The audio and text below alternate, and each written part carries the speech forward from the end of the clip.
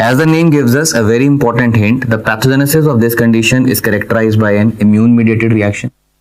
And because of this immune-mediated damage to the platelets, the person is going to be having thrombocytopenia. And because of the thrombocytopenia, as we had discussed in the previous discussion, the patient is going to be having a clinical manifestation that is purpura. So if we try to understand the pathogenesis of this kind of a condition, we just need to brush a simple fact. ITP is an example of a condition which can be having two important subtypes. The first can be acute ITP and the second one happens to be chronic ITP.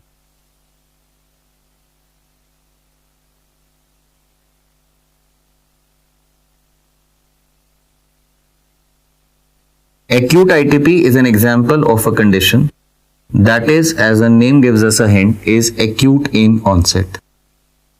So patients are going to be having a very short duration of history. Acute would also tell you the fact that this is an example of a condition which is going to be much more severe. So it's an example of a condition which is going to be having a short duration of history. It is going to be much more severe. And in most of the conditions, therefore, this is going to be having a sudden onset.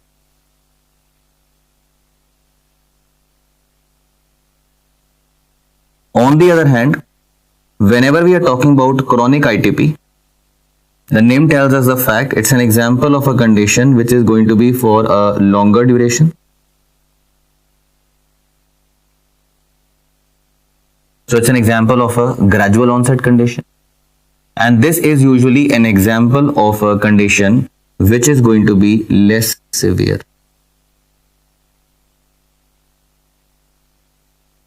As a matter of fact, just be familiar with the fact that whenever we're talking about acute and chronic ITP, acute ITP is something that is more commonly observed in case of children.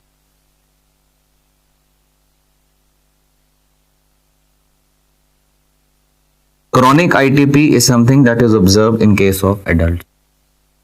So the simple rule of AC, acute ITP affects children, chronic ITP affects adults. What do we find in this condition is an additional important fact. Whenever we are talking about acute ITP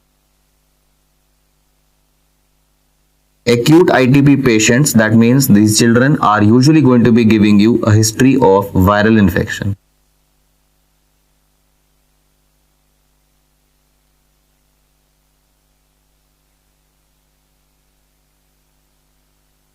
Whereas when we are talking about something called as chronic ITP,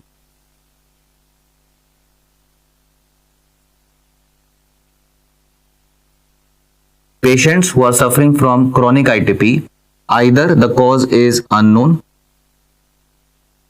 that means primary or idiopathic chronic ITP, or this can be associated with certain known factors. In the known risk factors for the development of chronic ITP, what we include would be example of autoimmune disorders like SLE.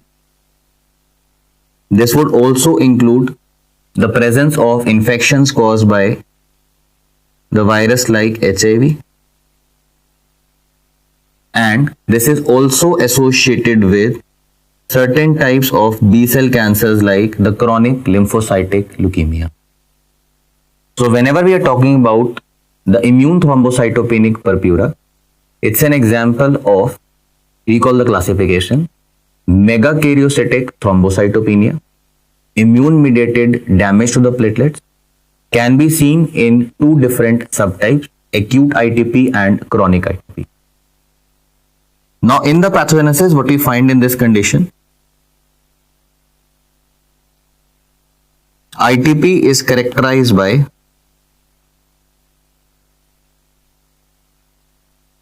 antibody formation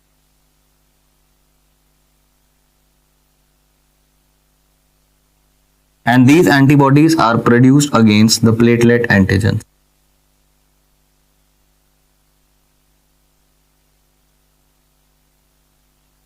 So they can be produced against the glycoprotein 1b, they can be produced against glycoprotein 2b or other platelet antigens. Now what will happen? If we are having the presence of antibodies against the platelets, let me say this is an example of platelet.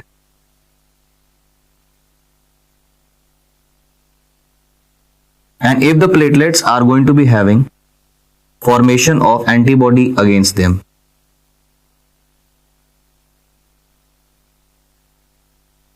the moment these platelets are going to pass through the circulation, platelets are coated by antibodies. These antibodies are going to be functioning as opsonin molecule. So whenever the platelets are going to pass through the circulation,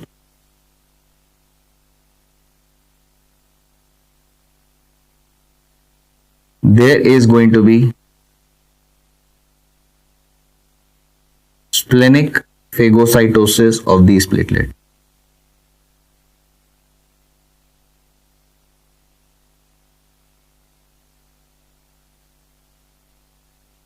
Splenic phagocytosis of these platelets, which means that spleen is one of the important organs where these platelets are going to be having their destruction or damage. So because of the fact that this is an example of an immune mediated condition, we therefore find that the patients are going to be having a decrease in their number. What is going to be the clinical manifestation of these patients? Patients are going to be having a platelet problem. So these patients are going to be having the clinical manifestations which are associated with any kind of a platelet disorder, which means patients are going to be having PTK. Patients are going to be having Purpura. If we have a patient suffering from acute ITP, the condition is much more severe, sudden onset. So platelet count in acute ITP may actually become less than 50,000 or even 20,000 in some patients. So patients can therefore be having the formation of something called as hemorrhagic bullae, specifically and more commonly in acute ITP. Now whenever we are suspecting this kind of a situation, patients are having a skin bleeding, hemorrhagic bullae, or there could be presence of, as we discussed earlier, something like gum bleeding,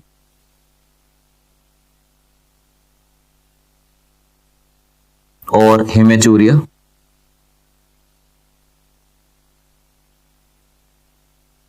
or melena. Then we would like to investigate this patient further. Once we are interested in doing the investigations, we need to just remember a very important concept.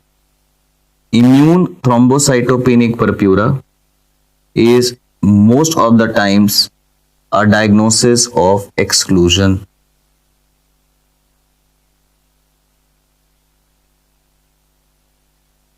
When you have exhausted all the possibilities of other causes associated with thrombocytopenia, that means you have evaluated your patient for most of the other conditions which could have resulted in thrombocytopenia, and you are not able to convince yourself regarding any of the definitive cause. Only then we think in terms of the immune mediated destruction or damage to the platelets. So that is what is called as diagnosis of exclusion. That's a very important fact. Second important fact that we need to remember for a clinical history based question: patients are going to be having the bleeding into the skin and the mucosa, in spite of the fact that the patients are going to be having the main site of destruction, that is the spleen. A very important thing that we need to remember is that the size of the spleen in these patients is going to be perfectly normal.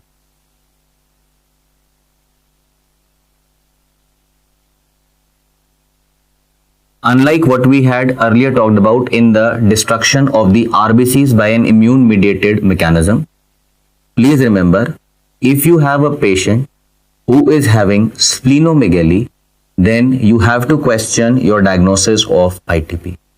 So spleen size in these patients is very much normal. Patients are going to be having thrombocytopenia and the related manifestations. And you have exhausted all the possible etiological factors of thrombocytopenia. So these three combination factors are useful for making a diagnosis of ITP. Otherwise, when we talk about the investigations, easy for us to understand that in these patients, bleeding count is going to be increased, bleeding time is increased. The platelet count of these patients is going to be reduced, thrombocytopenia. No problem in the coagulation factor parameters, that means APTT and PT are going to be normal. For the fact that the patients are going to be having presence of auto antibodies against the platelet antigens, we can detect them with the help of something as we have talked about earlier.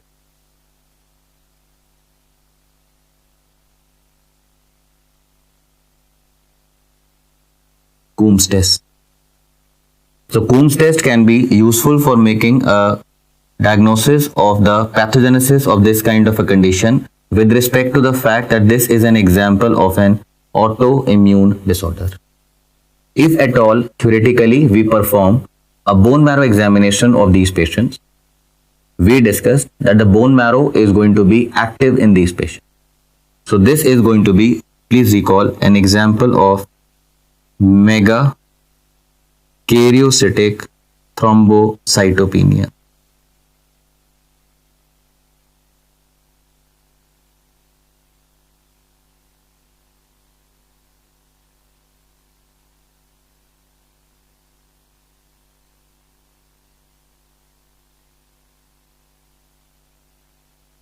When we want to talk about the treatment, the important thing that we have to keep in mind would be a simple fact that in case of acute ITP, since it is a viral infection, what is the drug that we give to tackle a viral infection? Yes. And you're right. We do not require any drug. So the only thing that is required for the management of acute ITP is symptomatic management. If we are having something like chronic ITP, the patients are usually going to be having a benefit from any example of a drug which is going to decrease the activity of the immune system. So this can be something like steroids, this can be intravenous immunoglobulins, or in case of extreme situations, we might as well have to remove the spleen in these patients. So acute ITP, only symptomatic management, no drug to be given. Chronic ITP, intravenous immunoglobulins, steroids, and in some situations, we might as well have to perform splenectomy.